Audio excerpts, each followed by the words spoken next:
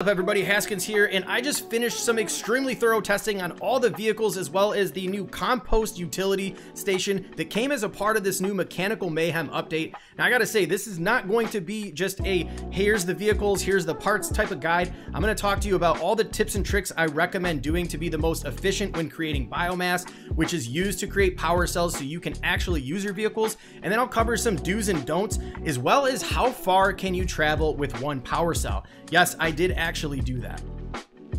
I'll also be covering the pros and cons of each one of these vehicles, and I went as far as actually driving the vehicle into the water to see exactly what would happen.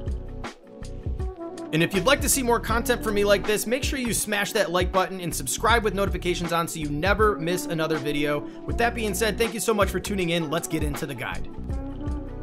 Now first, let's quickly go over the updated toys menu. Now, what you'll notice is that the original wheels are still here, but we also have two new small and medium-sized dynamic foundations, which are also going to just be using flexwood like the original one.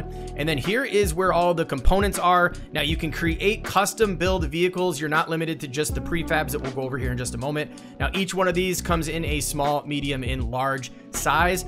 Now you have your steering columns. Now you also have these power centers where you can put the power cells in. Now each one of these, the difference between them is you can only fit one in here, two in the medium, and you can have four in the large power center. And then we have powered and turnable wheels. Now the only difference between these is these are going to be stationary, where the turnable wheels are actually going to pivot and allow you to turn your vehicle. Now the switches and thrusters have been moved into this menu, so if you were wondering why they weren't in the previous menu, do not worry, you're going to be just fine. They are still there. Now last, we're just going to kind of breeze through this. Now you do have a small and large car jack. Now if you place one of these down, all you need to do is start building your vehicle on top, and then you can hold down X to remove it. Then your vehicle will drop down for use.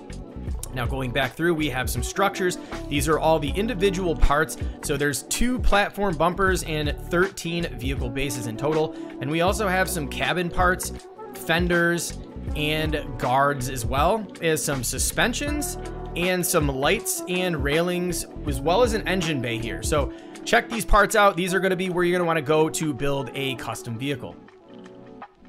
Now, 2 other things I quickly want to mention is there is also a wrench that can be used to modify toys. Now, this is mainly used to create individual operating thrusters on some of your machines. And we also have this illuminator, which is going to create an aura light in the dark. Now let's take a look at the 3 pre-builts that came with this update. Now these are going to be under your prefab build menu. And first up, we have the speeder. Next, we have the off-roader. And last, we have the hauler. Now, in order to build the speeder, this is going to take 18 wooden rods, 8 cord, 2 plank, 9 granite, and 8 wood. Where the off-roader is going to take 20 wooden rod, 31 granite, 16 flex wood, 34 wood, 9 plank, 8 cord, 4 flexwood rods, 2 glass, and 2 torch. And for the hauler, we're looking at 52 wooden rods, 63 granite, 102 wood, 30 frost pine, 24 flexwood, 10 plank, 8 cord, 6 frost pine rods, 2 glass, and 2 torch. So you're going to have to be going all over for the materials if you don't already have them to build this hauler. So unfortunately, we're not able to just drop down our vehicles and go. We're going to need to create what's called power cell. Now you can have these unlocked by just making sure you have an uncommon crafting bench, and this will require 6 glass and 50 biomass. Now you might be thinking, okay, well, how do I get biomass? What is that? Let me show you right now. To create biomass for our power cells, we're going to need to build the compost bin, which is a new utility station as a part of this update. Now to build this, we're going to need 5 planks, 2 soil, 1 sand, and 3 fertilizer. And this takes organic material to turn it into fertilizer, soil, or biomass. Now, the organic material, from what I'm seeing they're talking about, is going to either be food or enemy drops, such as sand claws, your shells, or brute scales. So the compost bin works just like the food processor, where you can open up and queue up different items to then create your biomass, fertilizer, or soil. Now we're going to focus specifically on the biomass here by testing out a variety of foods and different rarities, as well as some of the enemy drops, to see which ones give you the most value in terms of creating biomass. All right, so I tested a lot of different things. Now, this first one was actually a frost brute scale, which only gave us 3 biomass, which I was very shocked that we didn't get a whole lot more considering the amount of effort and work has to go in finding and killing one. And then next, this was actually a frost shell, which gave us 2, so only 1 less than a frost brute, which was very interesting. Then for the sand shells, I ended up getting 2 biomass apiece, but also got 2 apiece for the regular shells, so no difference there. And the shocker here was I got 1 per bone. So out of these parts, in my opinion, I'm going to be using bone and shell to get biomass. I don't think there's any point in using the frost brute scale or any of the higher up enemy drops for that particular reason. All right, so pizza gave us 1 biomass apiece. Same with the other pies. So I'm assuming at this point, it's pretty obvious that if you can get 1 biomass from an actual bone, there's no point in dropping some of your better food into these processors because you're just gonna be wasting it. Same thing goes for your spicy burgers and flour. Those are only giving 1 apiece as well. Now, the fish fillets aren't giving any at all. And interesting enough, the actual cooked meat is giving you 1 biomass apiece. So if I had to give a recommendation on what you should be using to create biomass quickly and cheap, I'm gonna say the shells, whether that be the sand shell or the regular shell. And then you could also use bones, which are gonna be easy to farm at night. And then gathering the cooked meat to just get 1 apiece. That to me, do not go using your frost brute scales or any of your rare items. Now, if you have a bunch of them on hand, like these frost shells, and you just want to dispose of them, I feel like go ahead and do that. And then another way you can do this is you can assign some villagers to these as well. And I don't know exactly which one those are. I'll cover those in another video, but I just wanted to show you how you can create powercell and what way you should go about doing it. Now let's move back to our crafting bench where we're going to create some of these power cells. Now this is going to be glass and 50 biomass for just 1 single power cell. So imagine trying to get 50 biomass with frost brute scales, right? Like that's just not going to happen. So don't put those in there whatsoever. Stick to the more uncommon and common items such as bones or shells.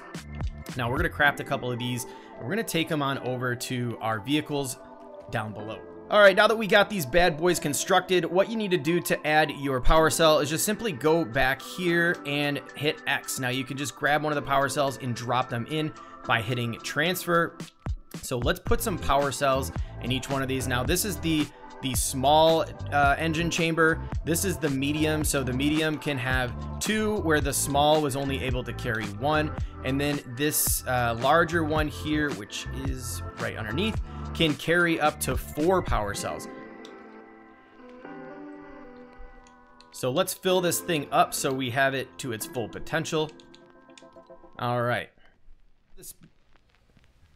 First up, we have the speeder, which is the smallest and cheapest car to build. Now, first thoughts on this one is that the name itself isn't really living up to the hype. I don't see that this thing's very fast. Now, if you go downhill, you can actually go faster than you are on flat ground, and then you slow down as you crawl uphill. So all around, there's not any area for storage on this thing, and it's just got a single seat. So I'm not sure how much this will be useful in the actual survival world, because I thought it would be much faster, but it's really not.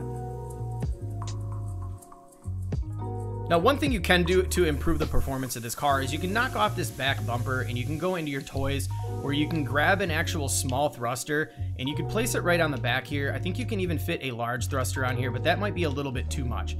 Now, when you hop on the vehicle, you have these little 1, 2, 3 on the bottom right there in bottom right corner of the screen. You can start by accelerating, and then you can actually hit the 3, which for Xbox it was A, and that's going to improve the speed. Now, just like I thought, putting a large thruster on here on the back is a little bit much for the weight of this vehicle. So let's test that out with a small thruster. All right, so let's put that right on the same spot and make sure it's centered like that. Let's check this out. All right, so this is definitely improving the speed a tad bit, but not by a whole lot. I would say overall, this vehicle is pretty cool, but I'm having a feeling that the other 2 are gonna be a lot more useful from a survival perspective. All right, so after driving the Roadster around, there's a few differences here. Now, the first one is that this actually has 4 seats, so you can travel with more people. Now, it is slightly slower than the speeder. However, I will say when running into obstacles and environmental objects such as tree branches, smaller trees and stuff, it actually barrels right through them, where the speedster didn't do as much damage and got hung up. So this is going to be a much better utility vehicle overall. The speed itself too, it doesn't look to be traveling much slower than the speeder. So I would say initial thoughts, because of the fact that you could fit some storage up on top and on the back of the vehicle there, I'd probably use this over the speeder. One of the other advantages this vehicle has is you can actually put 2 large thrusters here on the back to get a nice speed advantage. Now, I don't recommend hitting these on hills and uneven terrain because the vehicle does have a tendency to roll over, but let's just get a little glimpse of how fast you can actually go with these large thrusters on the back. Now, this is moving much faster than the speeder, which I was only able to get 1 small thruster on.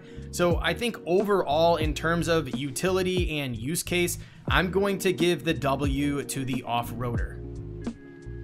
Last but certainly not least, we have the hauler. Now, this one is my favorite looking one overall, and I'm assuming is going to be the best performing vehicle when it comes to hauling and just survival in general. Now, I don't want to gloss over this. For all the vehicle wheels, you can actually change the direction of them. Now, I did mess around with this slightly, and all it did was create a problem where one side would turn automatically while the other one would drag, and it just didn't work out. So make sure your directions on your wheels when building these things or custom designs are all facing the right direction. Now, the other thing to point out, there's a lot of space on the back for thrusters here, which we'll test in just a moment.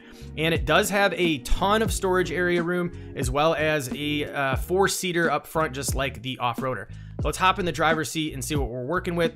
So, okay, this thing actually seems to be moving faster than all of the other vehicles, and I am just mowing down everything in sight. Let's see if we can hit these larger trees in granite.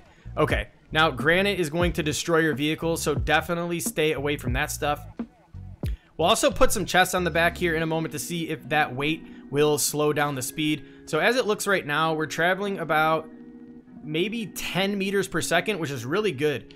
And considering the size of this vehicle and all of the different things on there, like, this thing is awesome. Now, let's just check the power cells real quick because I wanted to make sure we understand how these are working. So it's only using 1 power cell at a time, which is nice. So this is going to get you a lot more travel.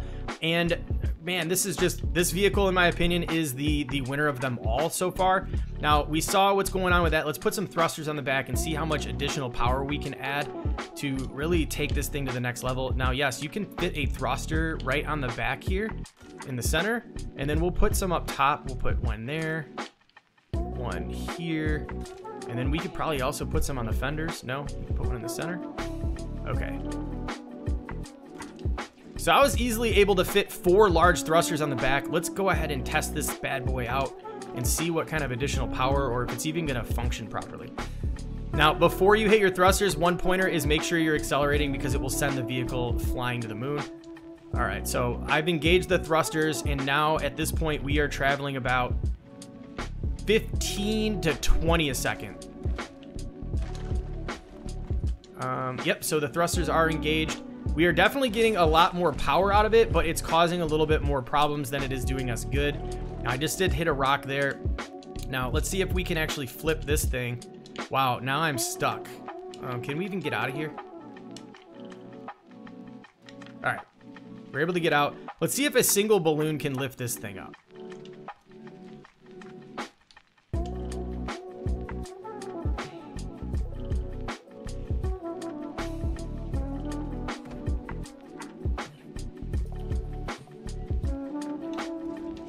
All right, so the larger vehicle took 4 small balloons. So if you ever roll over like that and you're having problems, be sure to flip it and avoid granite or anything other than the smaller trees and shrubs and things on the ground, because you're gonna end up with no wheels, and that's not gonna be fun, especially if you're stranded like 6,000 meters away from your base. Even though we crashed into more stuff and this thing broke, I'm gonna give the win to the hauler. This thing can not only fit a ton of people, it can also fit a ton of storage on it. So, all right, so now we're going to test out to see how far a single power cell can actually get us. So now we have a fresh one loaded up. Let's see how long and far we're able to travel.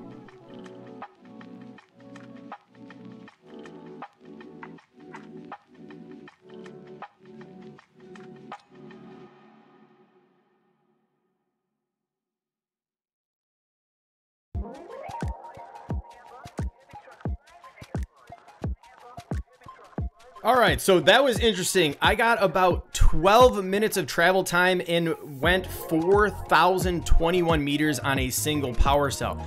Now, as you can see here, it's flashing red, the entire thing. It's had enough. There is a slight little bit of juice left in that battery, but I wanted to test this to just showcase exactly how far you can expect to travel and how long you're gonna get out of a single power cell. Now, this wouldn't be a complete guide without driving our vehicle into water to see what happens. Now, is this thing gonna be toast? Are we basically screwed at this point? Are we not gonna be able to get the vehicle back?